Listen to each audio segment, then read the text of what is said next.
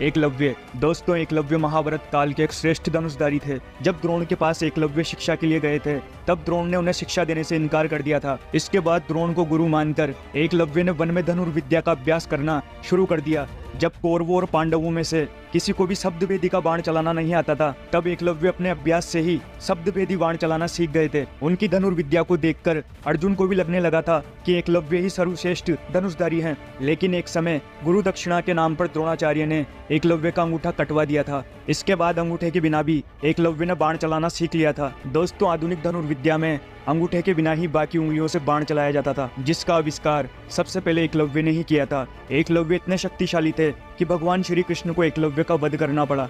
एकलव्य के बारे में भगवान श्री कृष्ण ने कहा था, अगर एकलव्य का अंगूठा ना कटा होता तो एकलव्य दूसरा परशुराम बनकर जंगल में घूमता रहता। तप, दानव, राक्षस, नाग, देवता कोई भी उसको परास्त नहीं कर पाता। कोई मनुष्य तो उसके सामने खड़ा भी नहीं हो पाता। भगवान श्री कृष्ण ने जिस धनुषधारी की तुलना भगवान परशुराम जी से की हो, वह कितने शक्तिशाली होंगे आप सोच सकते हैं। द्रोणाचार्य। जब महेंद्र पर्वत पर भगवान परशुराम अपना सब कुछ ब्राह्मणों को दान कर रहे थे, तब द्रोणाचार्य उनके पास पहुंचते हैं और उनसे संपूर्ण दिव्यास्त्र का ज्ञान प्राप्त करते हैं। उन्होंने ही कौरव और पांडवों को शस्त्र चलाना सिखाया था। कुरुक्षेत्र के युद्ध में भीष्म के बाद द्रोण कौरवों के सेनापति बने थे। उन्होंने अपनी रणनीति से पांडवों का भारी विध्वंस किया था। युद्ध के दौरान द्रोण ने जो चक्रव्यूह बनाया था, उसमें फंसकर ही वीर अभिमन्यु मारे गए थे। जब तक उनके हाथ में शस्त्र था, उन्हें परास्त करना असंभव था। इसीलिए पांडव छल से उनको मारने के लिए विवश हो गए थे। अर्जुन। गुरु द्रोण की दृष्टि में अर्जुन थे सर्वश्रेष्ठ धनुषधारी। द्रोणाचार्य ने अर्जुन को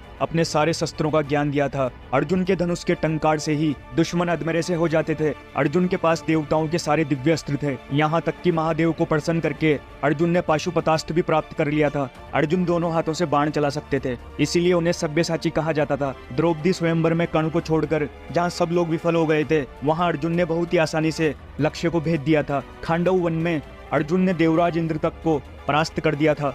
भीष्म पितामह। दोस्तों, भीष्म पितामह गंगा माता के पुत्र थे। उनके गुरु स्वयं भगवान परशुराम थे। एक बार तो अपने गुरु परशुराम के साथ ही भीष्म का युद्ध हो गया था।